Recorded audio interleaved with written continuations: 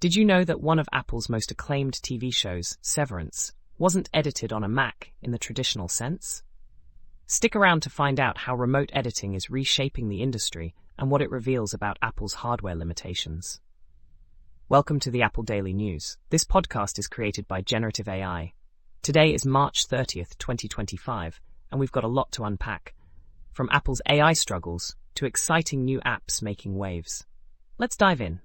Let's kick things off with a fascinating behind-the-scenes look at Apple's hit TV show, Severance.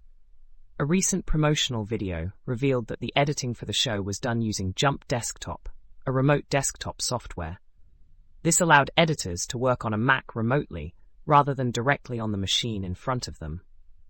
While this setup offers flexibility, it raises questions about the role of Apple's hardware in high-end video production. The heavy lifting was actually done on a separate machine, accessed via a high-speed connection. This trend towards remote editing has grown since the pandemic, but it also highlights some limitations in Apple's professional offerings, which are still largely designed for single-machine use. Interestingly, Apple's restrictive licensing on virtualization further complicates its competitiveness in the enterprise market. It's a missed opportunity for Apple to adapt to the growing demand for cloud-based solutions. Next up, let's talk about Apple's ongoing challenges in the AI space, particularly with Siri. Once a groundbreaking feature, Siri has now become a source of frustration for many users. Complaints about its inability to handle simple commands are widespread, and a promised overhaul of the assistant has been delayed. This has even led to internal shakeups, including the removal of Apple's AI chief from overseeing Siri. While critics argue that Apple is falling behind in AI, others suggest the issue lies with the technology itself, which is still in its infancy. AI's potential is undeniable, but its current limitations, like unreliable results, make it less practical for everyday use. Apple's struggles with Siri reflect a broader trend in the tech industry, where companies are racing to integrate AI without fully addressing its real-world applications. Now, let's shift gears to Apple TV+. According to a report, Apple is losing over $1 billion annually on its streaming service.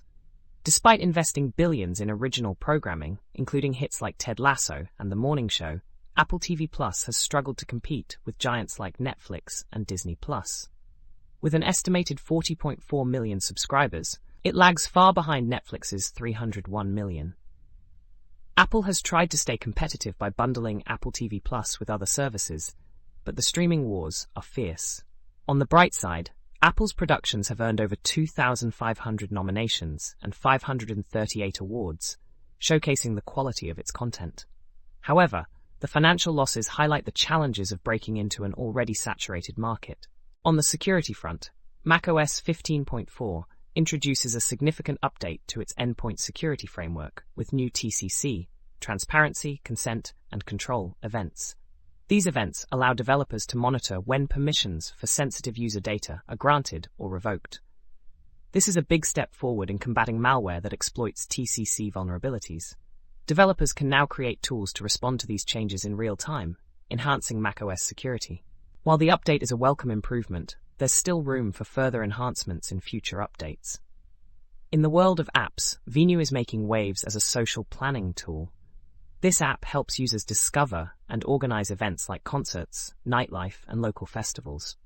With a curated feed of trending activities and personalized recommendations, Venu aims to simplify social outings.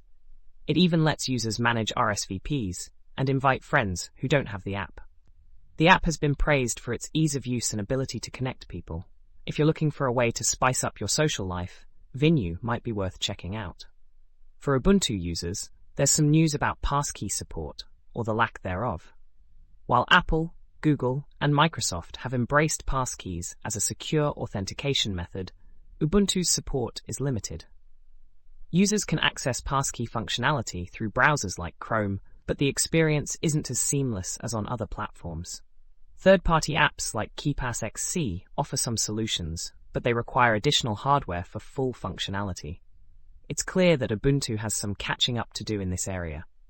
Finally, let's talk about PuffStop, a new app designed to help users quit smoking and vaping. This app offers guided exercises, smart notifications, and real-time savings tracking to support users on their journey to quit nicotine. Features like breathing exercises, milestone celebrations, and personalized quit plans make it a comprehensive tool. While the app is free to download, a premium subscription unlocks additional features. PuffStop emphasizes privacy and user-friendly design, making it a promising option for anyone looking to kick the habit. That wraps up today's episode of the Apple Daily News. Thanks for tuning in. Remember, you can find links to all the stories we covered in the episode notes. Don't forget to subscribe and join us tomorrow for more updates from the world of Apple and beyond. See you next time.